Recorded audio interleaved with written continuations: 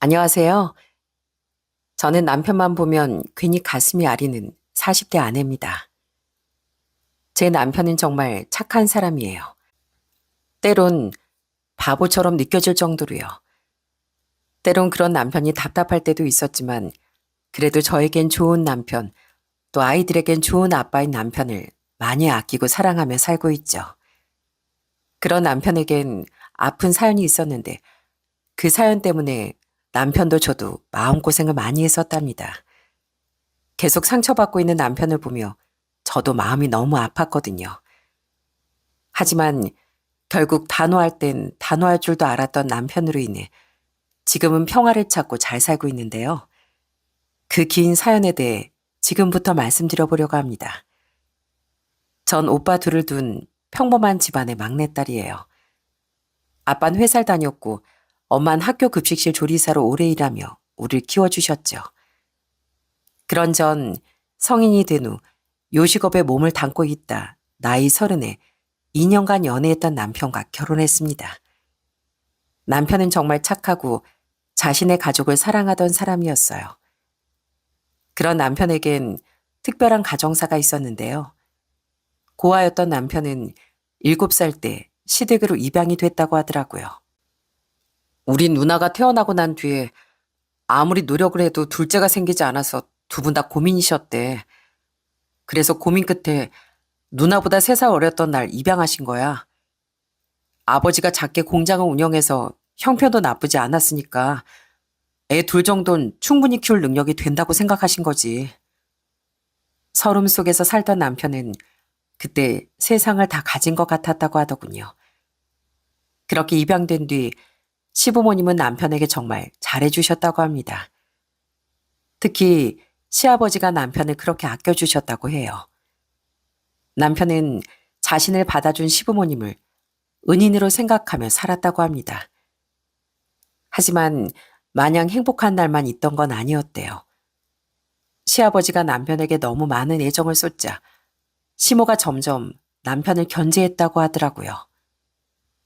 누나가 아버지 사랑을 빼앗긴 것 같다며 날 많이 질투하고 속상해했거든. 어머니는 나한테 처음엔 잘해주셨는데 아무래도 친딸한테 마음이 더 쓰이셨나 봐. 그 뒤론 점점 무조건 누나부터 챙기고 날 혼내기도 많이 혼내셨는데 그래도 난 어머니가 좋았어. 어쨌든 날 아들이라고 부르면서 밥도 차려주시고 돌봐주시고 다 해주신 부모님이니까. 그래도 상처 많이 받았겠다. 어쩔 수 없이 나도 사람이니까 갈수록 누나랑 날 다르게 대하는 어머니한테 상처를 받긴 했지. 근데 어머니한테 서운할 때면 그래선 안 된다고 스스로를 많이 자책했어. 어머니 아버지가 아니었다면 지금의 나도 없었을 건데 친자식인 누나랑 똑같은 대우를 받고 싶어 하는 건 내 욕심이라고 생각했거든. 자신이 원해서 한 입양이건만 시모는 점점 변심을 했다더군요. 그래도 남편은 자신을 자식으로 거둬준 시모에게 늘 감사하며 살았다고 했죠. 연애 시절 이런 남편의 가정사를 듣고 전 남편이 많이 안쓰러웠습니다. 그런데 결혼하고 보니 시모는 생각보다도 더 시누이만 챙기더라고요. 엄마가 오늘은 우리 은정이 좋아하는 간장게장 잔뜩 사왔지롱. 자, 먹자, 먹어. 뭐야? 반찬이 밑반찬이랑 게장이 다야? 대인 비린 거 잘 못 먹어서 게장 손도 못 대잖아. 애들 오랜만에 놀러 온 날인데 대이가 좋아하는 걸 차렸어야지. 아유, 대이 좋아하는 배추국도 차렸어. 왜 괜히 날 나쁜 엄마로 만들어? 아버지, 맞아요. 전 국만 있어도 밥 2그릇이 먹을 수 있어요. 제가 좋아하는 거 있으면 누나 좋아하는 것도 있어야 공평하죠. 어머니, 잘 먹을게요. 시누인 시부모님과 같이 살고 있었는데요. 시몬 저와 남편이 놀러 가도 남편의 취향을 신경도 쓰지 않더라고요. 남편이 못 먹는 간장게장을 잔뜩 사놓고 남편에겐 배추국만 많이 먹으라는데 저까지 너무 상처가 되더라고요. 시아버지가 저녁은 남편을 위해 고기를 잔뜩 사오셨는데 시몬 그것도 굽는 족족 시누이 앞에만 놓아주곤 하더라고요.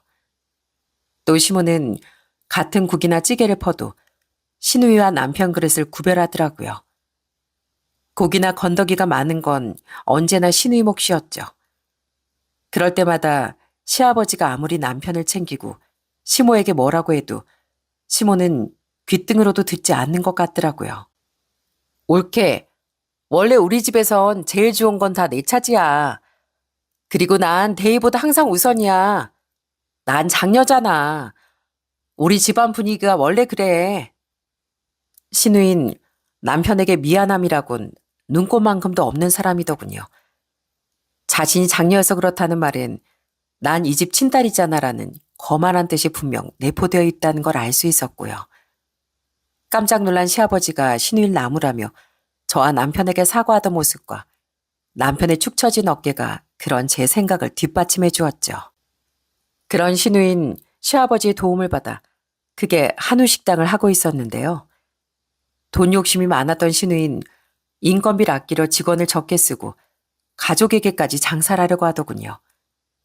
한 번은 와서 팔아달라기에 남편과 놀러 갔었는데 저절로 도리질이 처지더라고요. 아줌마, 빨리빨리 좀 움직여요. 아줌마, 반찬 좀 적게 담으라고요. 그렇게 퍼주면 뭐가 남아요? 확 잘라버릴까 보다. 일손이 부족해서 정신없는 직원들에게 신우인 소리만 지르며 일을 돕지도 않더군요. 완전 갑질이었죠. 직원들이 너무 불쌍하더라고요. 게다가 신우인 우리가 먹은 것보다 10만 원 정도를 더 받아먹으려고까지 했습니다. 형님, 제가 미리 다 계산해 봤는데 돈 계산을 좀 잘못하신 것 같은데요. 아니, 원래 팔아주려고 왔으면 돈 10만 원 정도 얹어서 계산해주고 그러는 거야. 저희한테 서비스 음료 하나라도 더 주긴커녕 반찬도 안 주러 가셨으면서 10만 원이나 더 받으시겠다고요? 이거 완전 신고감인데요? 안 그래, 여보? 그런 태도가 기가 막혀 전 일부러 호호 웃으며 농담처럼 신고 이야기를 던졌습니다. 그제야 신우인 똥 씹은 표정이 되어 정해진 금액만 결제를 했죠. 그 뒤로 우린 신우인 식당엔 절대 식사를 하러 가지 않았어요. 그런 신우인 절대 손해보기 싫다며 남자 쪽과 기싸움을 하다 파혼까지 한번 당했다더라고요. 그렇게 욕심이 많았던 신우인 시부모님께 효도하는 일 따윈 관심도 없었습니다. 어버이날, 생신, 명절 같은 날 시부모님을 물심양면 챙긴 건 남편뿐이었죠. 신우인 자기 먹고 쓰기도 바쁘다며 그 흔한 속옷 한 장 선물하는 법이 없더라고요. 은정이 걔가 대희 네 반의 반이라도 닮았으면 얼마나 좋았겠니. 대희 넌 내 자랑이다. 늘 고맙구나. 그래도 신우이만 감싸고 돌던 시모와 달리 시아버진 신우이보다 남편을 더 아끼셨습니다. 늘 남편 편을 들며 시모와 언쟁을 벌이셨고 어떻게든 남편을 더 챙겨주려 노력하셨죠. 시아버진 저희가 결혼할 때도 1억 5천이란 거금을 보태주셨어요. 나중에 듣기로 시모와 신우이가 그걸 가지고 난리를 쳤었다고 하더라고요. 아버진 다 컸으면 알아서 사는 거지. 왜 애한테 그런 큰 돈을 도와주세요? 걔가 뭐 그걸 고마워나 할 것 같아요? 내가 너 식당 크게 차려준 건 생각도 안 나냐? 네가 결혼자금 땡겨서 도와달라고 했던 거 기억 안 나? 그땐 1억 5천보다 훨씬 더 들었어. 근데 넌 나한테 고맙다고 내복이라도 하나 사다 준 적이 있냐? 여보, 솔직히 대희가 우리 친자식도 아닌데 무슨 지원을 그렇게 많이 해줘. 5천 준다고 해도 아까울 판에. 당신도 그러는 거 아니야. 당신이 아무리 그렇게 해도 은정이 쟤보다 대희가 당신을 훨씬 챙기는 거 알아 몰라. 그런데도 아직도 친자식 아닌 자식 타령을 하고 있어? 대희 누가 뭐래도 우리 친자식이야. 남편은 결혼 전 시모와 신우이가 시아버지께 항의하던 대화를 우연히 들었다고 하더라고요. 나중에 제게 술에 취해 씁쓸한 듯 이야기를 해주었는데 그때 남편의 억장이 얼마나 무너졌을까 싶어 가슴이 너무 아팠습니다. 애미야, 내가 너한테 많이 고마워하고 있는 거 알지? 우리 가엾고 착한 대희, 내가 없으면 네가 항상 지켜줘야 한다. 내가 많이 믿는다. 결혼 후 시모와 시누이 때문에 속상해하는 남편을 시아버지 많이 챙겨주셨어요. 그런 시아버진 제가 연년생 아들과 딸을 낳았을 땐 축하금을 쥐어주시기도 하고 저에게도 잘해주며 늘 남편을 부탁하셨죠. 저도 남편도 그런 시아버지만은 정말 좋아했답니다. 남편은 그런 시아버지만큼 제 친정 식구들도 아주 좋아했습니다. 저희 부모님은 착하고 건실했던 남편을 많이 예뻐하셨거든요. 오빠들도 남편을 친동생처럼 아끼고 챙겨줬고요. 매제, 혹시 게임해? 나랑 형은 종종 게임에서 만나거든. 어? 저도 그 게임 해요, 형님. 그래. 역시 우리 셋은 잘 통한다니까. 우리 자주 못 만나도 목요일 저녁마다 게임에서 만나는 거 어때? 게임 말고도 남자끼리 자주 뭉치자고. 우린 형제나 다름없잖아. 시모와 시누이와 달리 자신을 진짜 가족으로 대해줬던 저희 부모님과 오빠들을 남편도 좋아할 수밖에 없었던 거죠. 그랬기에 남편은 친정 식구들에게도 정말 잘했습니다. 물론 저도 시아버지께는 잘했어요. 하지만 도저히 시모와 시누이에겐 잘하고픈 마음이 들지 않더라고요. 처음에 전 아직 시댁이 어렵기도 하고 낯설기도 해 시댁의 분위기를 살피기만 했었는데요. 어느 정도 적응이 되자 저도 슬슬 앙금이 쌓이더군요. 저는 제 남편은 제가 지켜야겠다 싶어 시댁에 가면 점점 남편을 대놓고 챙기기 시작했습니다. 뭘 그렇게 잔뜩 사왔니? 아, 오리로스랑 오리 주물럭 좀 하려고요. 아버님도 제 남편도 오리 좋아하잖아요. 뭐? 아, 우리 은정이 노린 입에도 안 되는 거 몰라? 아, 그래요? 그럼 형님은 다른 거 드시라고 하면 되죠, 뭐. 어차피 어머님이 오늘도 형님 좋아하는 걸로 많이 준비해 놓으셨을 거잖아요. 그러니까 전 제 남편이 좋아하는 거 차리면 되죠. 예, 이제 대이랑 네 국만 푸면 되는데 뭘 그렇게 고기를 산더미처럼 넣어. 남겼다가 나중에 우리 가족 또 먹을 거야. 이걸 남겨요? 얼마 되지도 않는데. 아, 저희 남편이 요즘 기가 많이 허해서요. 저도 그렇고요. 그래서 몸보신을 잘해줘야 돼요. 전 일부러 시누이가 못 먹는 재료를 사가 음식을 하기도 하고 말리는 시모의 말에 무시하며 남편의 국그릇에 건더기도 듬뿍 담았답니다. 시모는 완전히 표정이 굳었고 샘 많은 시누인 대놓고 남편과 자신의 국그릇을 바꾸려고까지 하더라고요. 하지만 전 시모가 그랬듯 대놓고 말하며 시누이의 행동을 막았어요.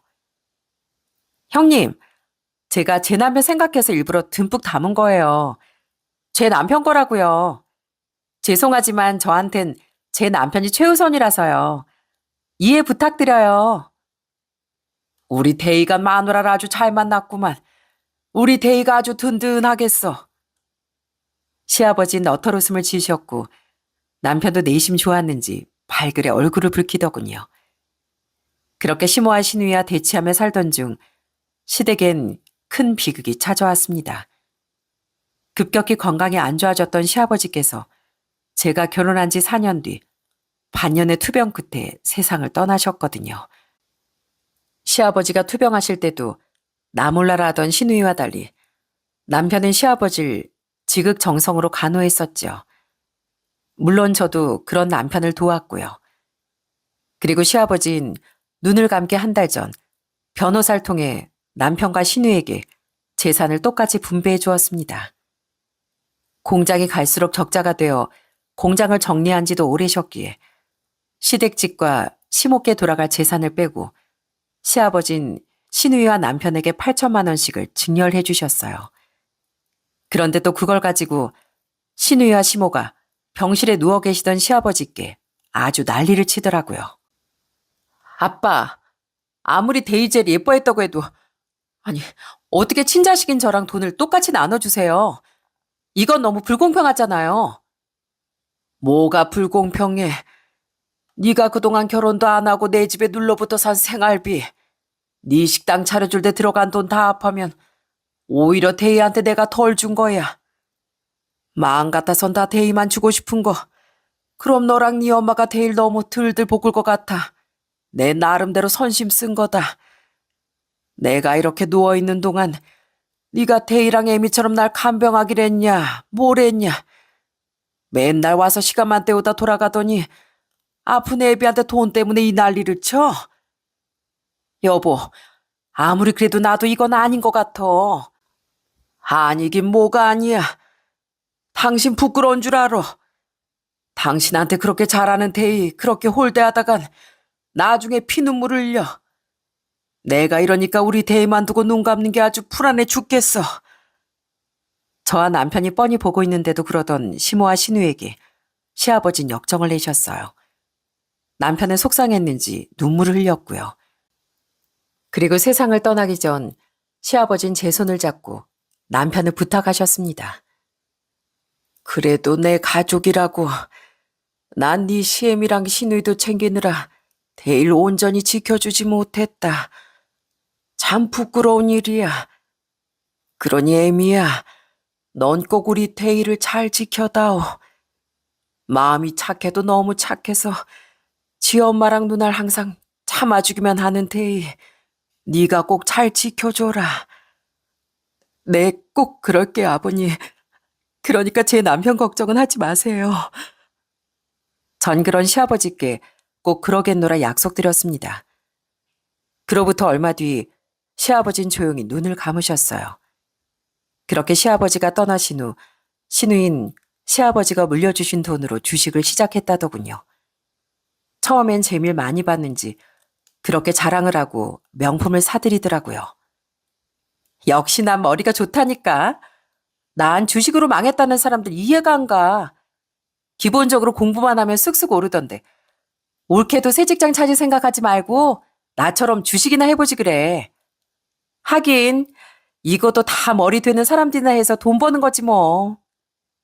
시아버지가 돌아가신 뒤 그래도 자신을 키워준 어머니니 시모가 걱정된다는 남편의 말 때문에 우린 시댁을 자주 방문했습니다. 그때마다 신우의 뻐기는 모습을 봤던 거죠. 그런데 그건 그저 초심자의 행운이었는지 언제부턴가 신우인 점점 어두워지기 시작하더라고요. 그렇게 시아버지가 돌아가신 지 1년 반 정도 됐던 어느 날 신우인 우리에게 돈을 부탁하더라고요. 그렇게 신우이가 우리에게 머리 숙이는 모습을 우린 정말 처음 봤었네요. 대희야, 옳게 제발 나 좀 살려줘. 나 1억만 좀 빌려줘. 어? 뭐? 1억? 아버지가 주신 돈은 다 어쩌고? 그거 나 주식으로 다 날렸어. 게다가 그걸 만회해보려고 대출까지 받아서 다시 주식을 했는데 그것도 다 잃었어. 나 당장 그 대출 못 갚으면 식당도 날려먹어야 할 판이야. 나 아버지가 차려주신 그 식당이라도 꼭 지키고 싶어. 시모 또한 옆에서 신우를 한 번만 도와달라고 부탁하더라고요.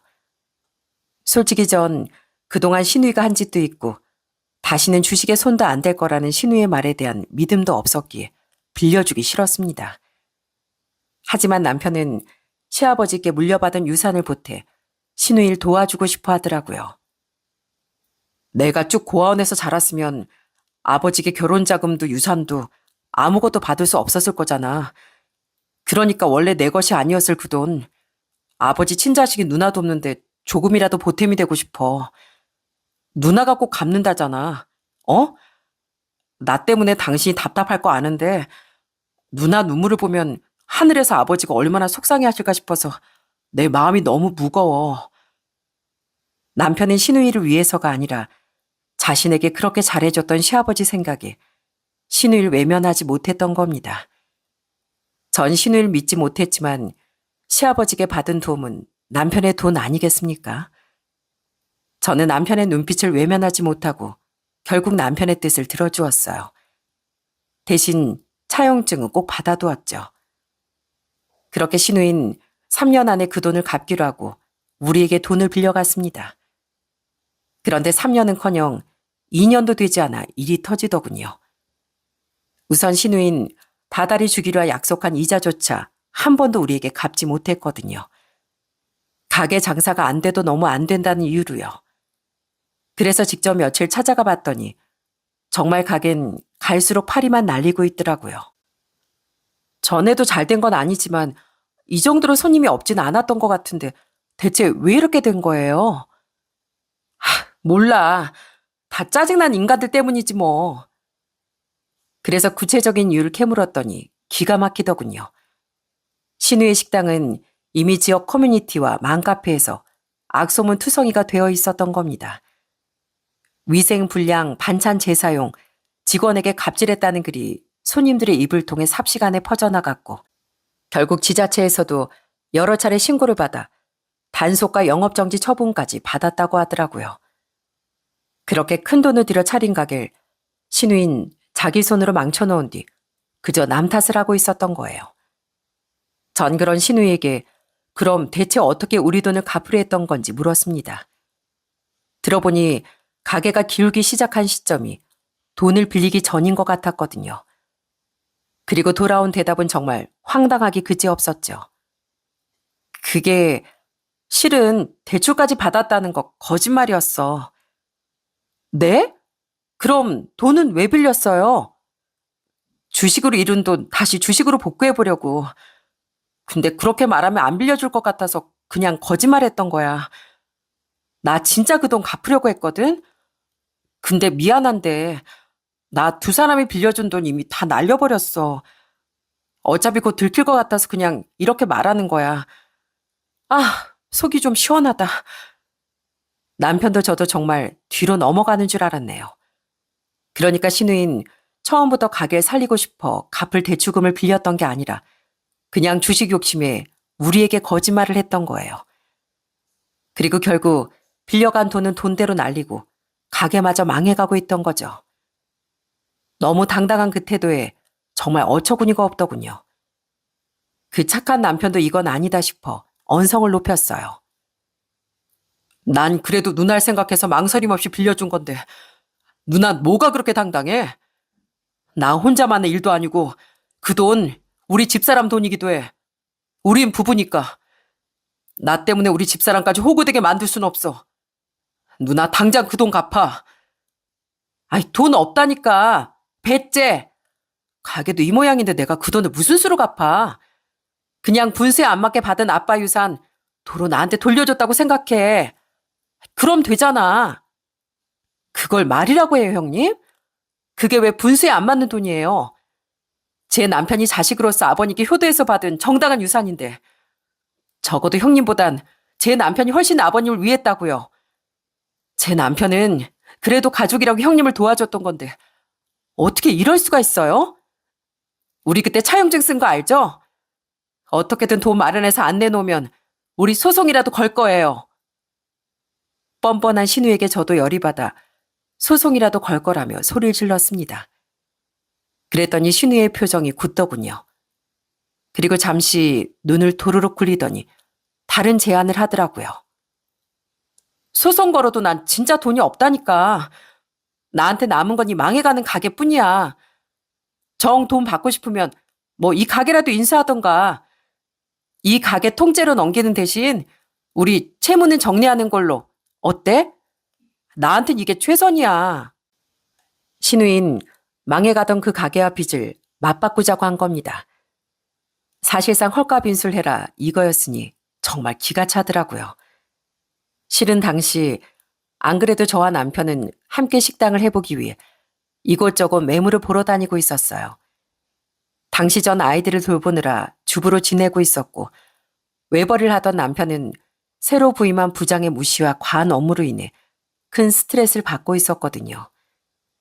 그래도 저와 저희 아들, 딸을 위해 꾸역꾸역 버티고 있었던 건데 어찌나 스트레스를 받았는지 원형 탈모가 생기고 살도 6kg나 빠지더라고요. 그래서 전 차라리 남편에게 직장을 그만두고 그동안 모았던 돈과 남편의 퇴직금을 더해 식당을 차려보자고 말했었어요. 당시 저희 애들도 어느 정도 컸었기에 저도 다시 일을 구하려고 했던 때였거든요.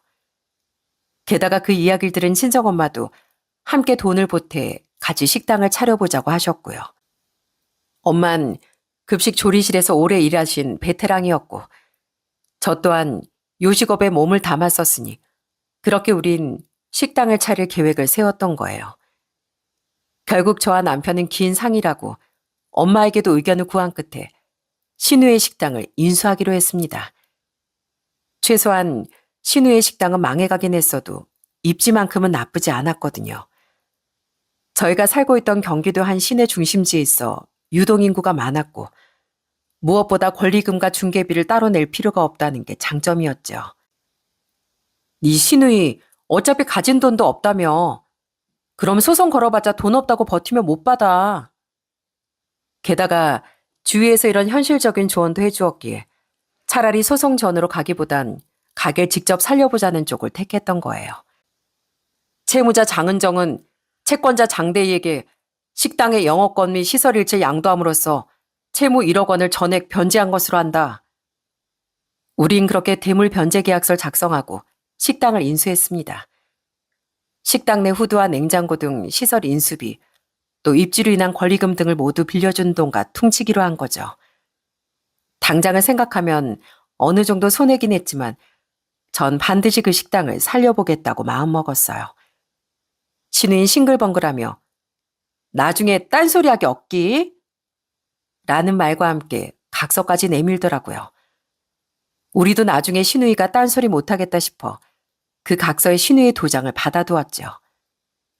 그 뒤 남편은 회사를 그만두었고 우린 엄마와 셋이 미리 의논했던 한정식 가게를 차리기 위해 노력하기 시작했습니다. 역시 한정식에 굴빈 빠지면 안 되는 것 같아. 너무 맛있다. 그지? 그러게 엄마. 녹차물에도 꼭 말아 먹어야 돼요. 우린 인테리어를 하기에 앞서 정말 전국 각지의 맛집을 다 돌아다녔습니다. 한정식집뿐만 아니라 백반집, 지역 특산물 전문 식당, 퓨전 음식점까지 전라도, 경상도, 충청도 할 것 없이 다 돌아다니며 음식을 맛보고 레시피를 연구해 메뉴를 결정했죠.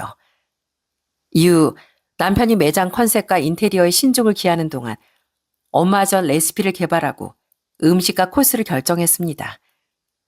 말이 신우의 식당 인수였지 그냥 간판과 메뉴부터 시작해 인테리어까지 싹 바꿨던 거예요. 그것만 해도 돈이 정말 엄청나게 들더라고요. 그렇게 드디어 가게를 오픈한 뒤 우린 마케팅과 홍보에도 열과성을 쏟았습니다.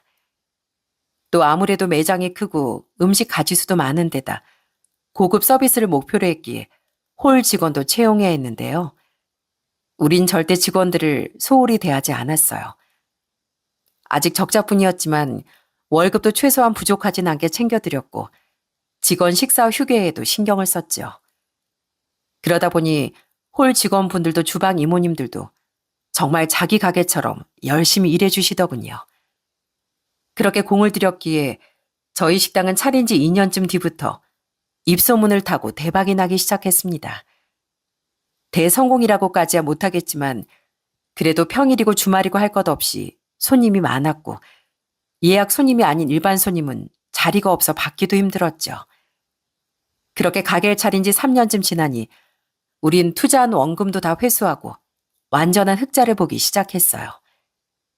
신우에게 빌려줬다 못 받은 현실적 손해도 이미 메꿔진 지가 한참이었고요. 그쯤 저희 엄만 이만하면 자신이 도울 만큼 도운 것 같다며 식당에서 손을 떼셨어요. 엄마, 진짜 너무 감사했어요.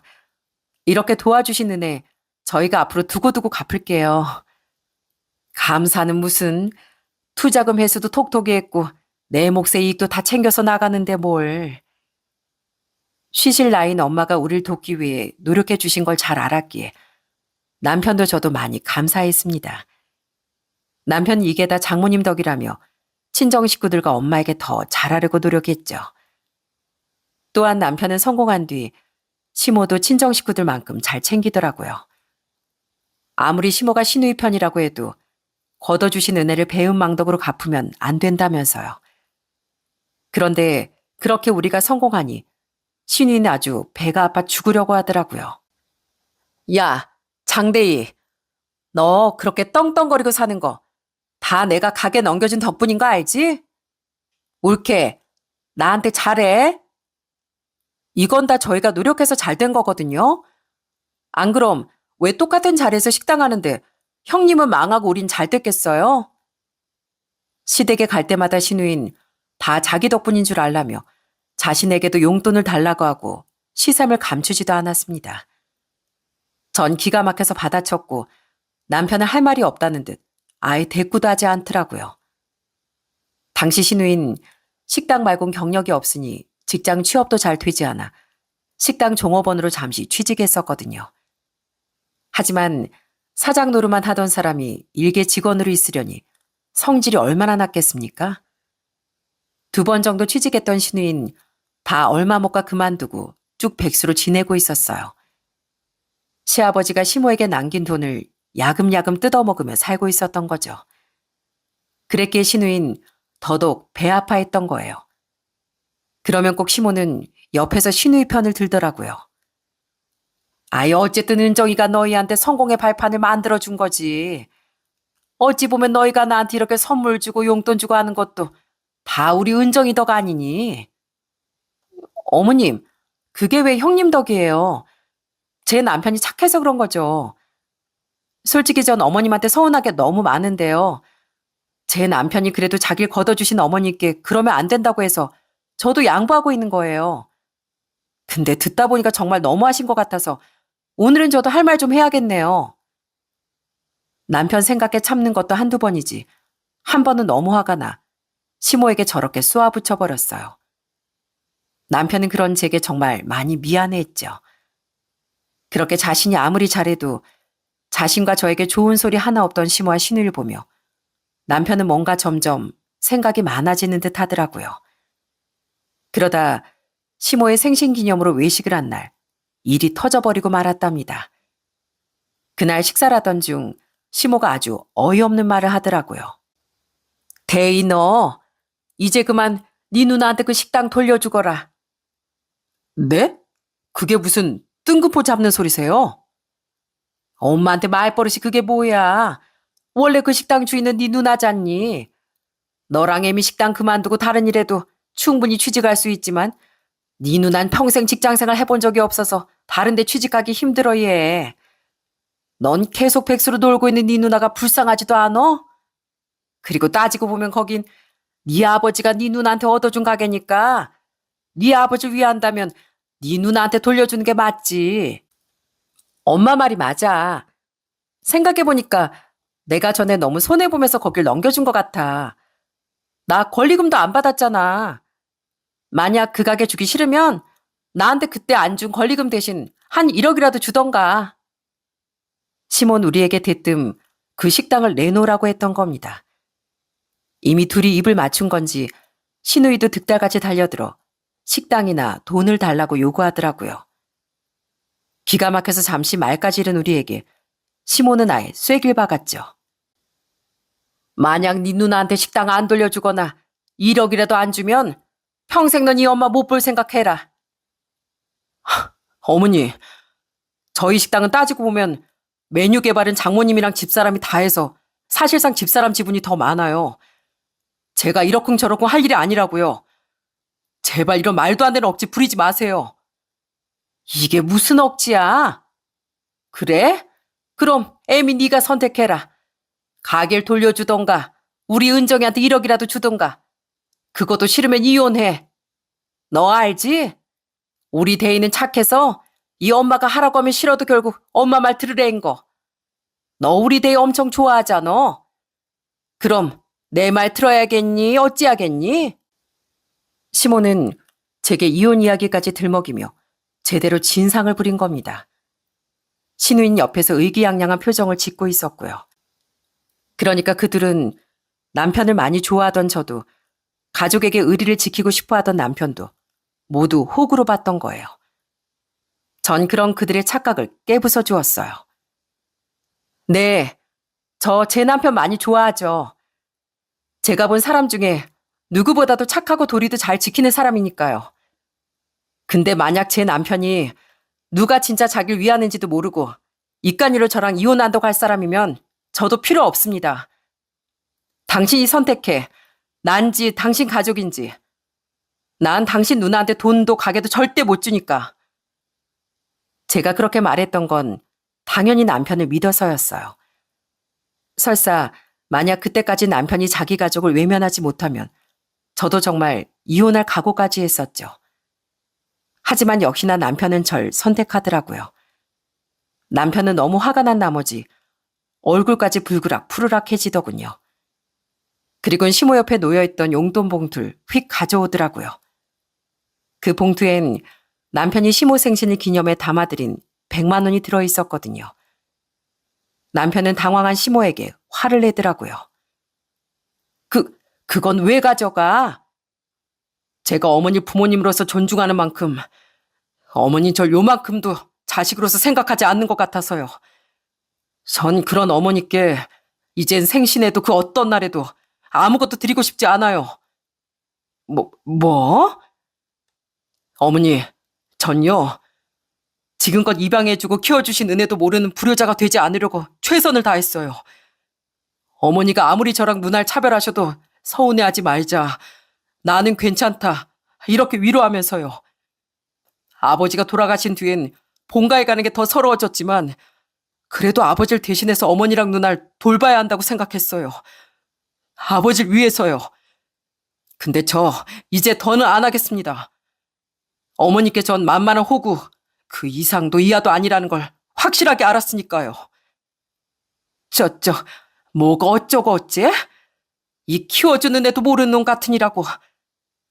거봐 엄마. 내가 검은 머리 짐승 거두는 거 아니라고 그랬지? 시모는 처음 보는 남편의 모습에 크게 당황하며 분노하더라고요. 신우인 불난 집에 부채질하며 입을 떡 벌렸죠. 전 그런 신우에게 반격했습니다. 그게 형님 입에서 나올 말은 아니죠. 그럼 형님은 키워주신 은혜 그렇게 잘 갚는 효녀라서 아버님이 남겨주신 유산 주식으로 홀라당 말아먹고 어머님한테 지금 빌붙어서 살고 있어요? 그 나이에? 뭐라고? 지금 말 다 했어, 옳게? 아니요, 다 못했는데요. 제 남편은요, 친부모님이 아닌 어머님, 아버님께 평생 효도하고 싶다면서 최선을 다했어요. 아버님 편찮으실 때 형님하고 비교도 안 되는 정성으로 간병한 것도 이 사람이고, 때 되면 용돈에 선물에 자식 노릇 다 한 것도 제 남편이라고요. 형님이 돈 아낀다면서 어머님, 아버님 생신 때 미역국 한 번도 안 끓였던 거에 비하면 제 남편은 나라에서 효잡이라도 세워줘야 할 정도라고요. 예. 그럼 처음부터 우리 자식이었던 우리 은정이랑 생판 남이었던 대희랑 같니? 고알 주워다 키워준 만큼 대희가 더 잘하는 게 맞는 거지. 어디서 감히 네 형님을 가르치려고 들어? 그런 제게 시모는 또 신우의 편을 들며 역정을 내더라고요. 그런 시모의 말에 저는 남편이 더욱 불쌍해졌습니다. 그래서 더 눈을 부릅뜨며 시모에게도 소리를 질렀어요.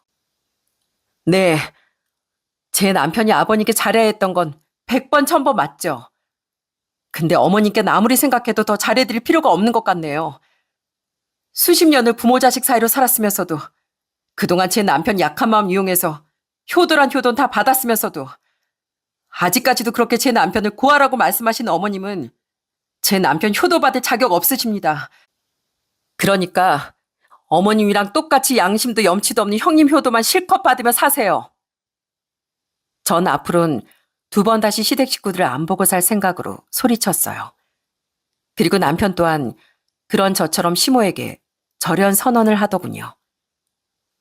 어머니께 평생 감사한 마음은 잊지 않고 살겠지만 전 절 믿고 인생을 맡겨준 집사람까지 힘들게 만들 순 없어요.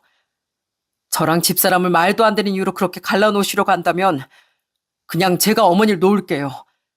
저도 그동안 할 만큼 했으니까요. 그러니까 어머님 그렇게 아끼던 누나만 평생 끌어안고 사세요. 전요, 절 소중히 아껴주는 진짜 가족만 챙기면서 살 겁니다. 저죠? 야, 니들 계산을 하고 가야지. 야! 그렇게 속 시원히 소리친 우린 계산조차 하지 않고 나와버렸어요. 계산하고 나가라는 신우의 말을 무시하면서요. 그렇게 집으로 돌아오는 내내 남편은 하염없이 흐느끼더군요. 아버지 죄송해요. 근데 저 더는 못하겠어요. 그런 남편이 가요. 운전을 하던 저도 자꾸만 눈물이 앞을 가렸습니다. 그 뒤 남편은 정말 시모와 신우를 딱 잘라내더라고요. 착했던 사람이 한번 돌아서면 정말 무섭다더니 그게 남편 같은 사람을 두고 하는 말이더라고요. 우린 시모와 신우이가 전화를 해도 받지 않았고 바짝 약이 오른 시모와 신우인 아예 식당까지 쫓아 난리를 쳤습니다. 야, 네가 감히 키워주는 애 무시하고 뭐가 어쩌고 어째? 이 배은망덕한 놈아. 나 아니었으면 넌 지금 그런 식으로 살지도 못했어. 아휴, 여보, 하늘에서 보고 있어요? 저놈이 글쎄 당신 유서만 홀라당 빼먹고 친자식도 아닌 자기를 키워준 나더러 영 끊고 살잡니다. 야, 장대희, 너 여기 내 덕에 인수해서 대박 난 거잖아. 그러니까 여기 나한테 안 넘길 거면 돈이라도 달라고 빨리. 옳게. 빨리 내 목 안 주면 나 진짜 가만 안 있을 거야. 우린 그들의 행포에 눈 하나 깜빡하지 않았어요. 남편은 망설임 없이 바로 경찰을 부르더라고요. 그 낯선 모습을 본 시모와 신우인 당황했는지 바로 말을 멈췄습니다. 우린 그럼 그들에게 일침을 가했고요. 어머니랑 다르게 아버진 절 친자식으로 키워주셨어요. 전 그런 아버지께 평생 감사하는 마음으로 살 겁니다. 평생 감사하며 살아도 그 은혜를 다 갚지 못할 테니까요. 그런데 어머니께는 이 정도면 제가 받은 은혜 많이 갚은 것 같네요. 그래도 갚지 못한 은혜는 평생 절 누나랑 다르게 대하며 제게 상처 주셨던 일, 그 일들에 대한 원망으로 퉁친다고 생각해 주세요. 배은망덕한 머리 검은 짐승이라 죄송합니다. 하지만 아무리 뭐라고 하셔도 이제 전 어머니 안 챙길 거예요. 어머님, 제가 본 제 남편은요, 누구보다 성실하고 책임감 넘치는 사람이에요. 그러니까 만약 그 집에 입양되지 않았어도 분명 어디서든 잘 살았을 거라고요. 그러니까 더는 어머님 아니었으면 제 남편 인생이 엉망이었을 거라는 가스라이팅 좀 그만해 주세요. 제 남편은 누가 보든 정말 어머니께 최선을 다했어요. 그리고 형님, 우린 여기가 아니었어도 어디서든 이만큼 성공했을 거라고요. 이 식당에 들어와서가 아니라 우리가 그만큼 열심히 노력해서 거둔 성공이니까요. 그건 아무도 모르는 거지. 그건 그렇다 쳐도 형님 몫은 여기에 단 한 푼도 없어요.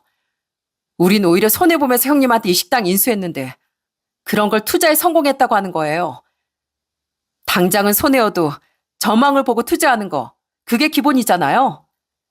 그 어떤 한심한 사람이 자기가 헐값에 넘긴 건물에 대한 투자 수익을 나눠달라고 떼를 써요. 그렇게 투자의 기본도 모르니까 형님이 주식도 다 날리고 이 좋은 위치에 있던 식당도 망하게 만든 거예요. 아무리 두 사람 찾아서 난리쳐도 우리한테 얻어갈 건 단 하나도 없어요.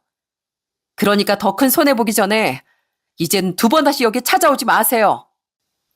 그렇게 우린 그들에게 확실한 선을 그었습니다. 그리고 곧 경찰까지 도착하자 정말 남편의 마음이 확실히 돌아섰다는 걸 깨달았는지 시모는 망연자실한 표정을 짓더라고요. 신우인 끝까지 길길이 날뛰었지만 결국 두 사람은 경찰에 의해 쫓겨날 수밖에 없었죠. 그리고 다행히 그 뒤론 가게에 찾아오지 않더라고요. 그 뒤 남편과 전 저희 친정 식구들만 챙기며 가게를 잘 운영해 나갔습니다. 남편은 처음엔 힘들어했지만 오히려 나중엔 속이 시원하다고 하더군요. 어머니랑 누나 때문에 항상 당신한테 미안했는데 오히려 이렇게 끊어내니까 가슴이 후련해. 아버지께 너무 죄송했는데 그래도 아버지도 날 응원해 주실 거라고 믿어. 아버지 무엇보다 내가 행복해지길 가장 바라셨을 테니까. 한편 얼마 전에 길었던 연휴에 가게 문을 닫고 퇴근한 우린 식당 앞을 서성대던 시모를 발견했습니다. 거의 1년 만에 뵌 얼굴이라 우리 둘 다 깜짝 놀랐었죠. 시모 눈치를 보며 인사하더라고요. 연휴인데도 장사를 했나 보구나. 네, 오히려 이런 데가 더 대목이라서요. 추석 당일에만 쉬었어요. 근데 어쩐 일이세요? 그게 그냥 내가 너무 쓸쓸하고 처지가 서러워서 그래서 왔다. 시몬 우리에게 인사를 건넨 뒤 갑자기 눈물을 터뜨리시더군요.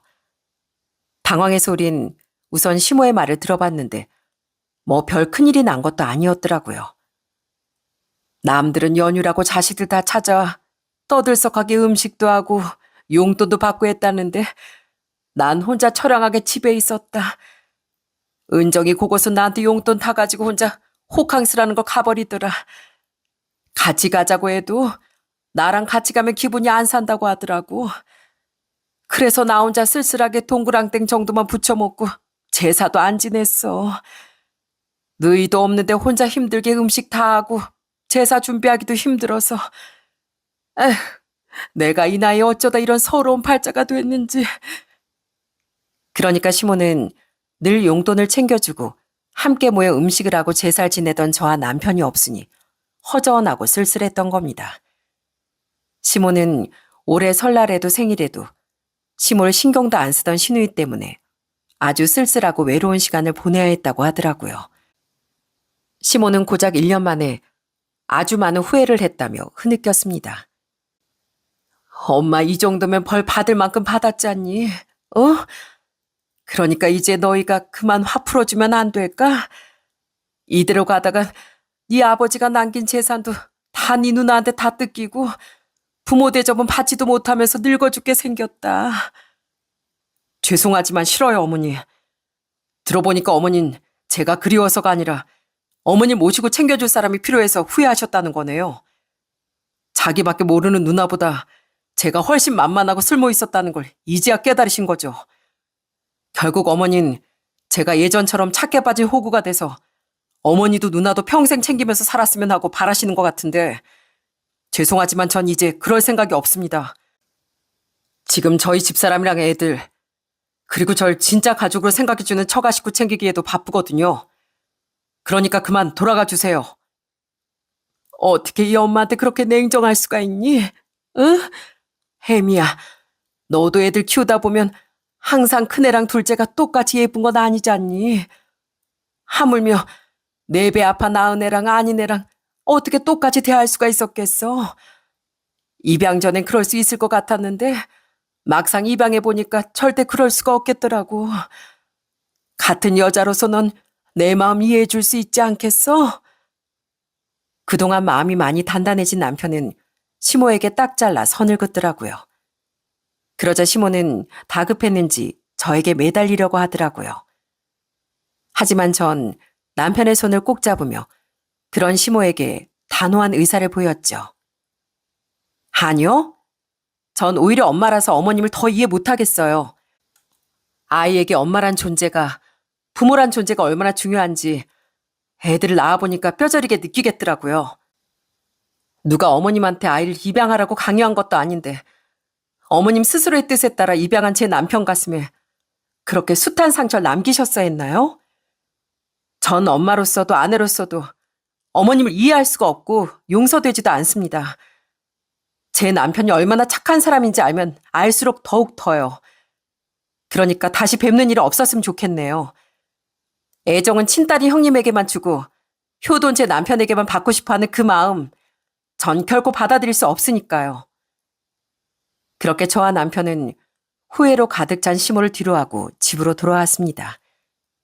시모에게 모진 말을 한 일로 또 남편이 많이 괴로워하진 않을까 걱정했는데 다행히 남편은 덤덤하더라고요.